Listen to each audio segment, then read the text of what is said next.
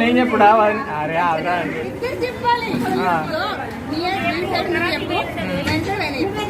సరే. నా పేరు కార్తీక్, మా బోడ కార్తీక్. మా అమ్మ చూసిన సంబంధం శాలిని అనే పిల్లని నేను చేసుకుని ఇంటికి తీసుకొచ్చిన. ఏ ఊరు చెందిన ఏ మండలం? మండలి కావాలి. మండలి ఎంతో తెలియదు. నువ్వు అడుగు ఇంకా కావ్య, నువ్వు అడగవా? అయిపోయింది, ఇంకేంది ఆల్రెడీ చెప్పిన. ఓళ్ళు ఉన్నారు నువ్వు అందులో ఇద్దరే ఉండే అక్కయ్యలు, ముగ్గురు ఉన్నారు.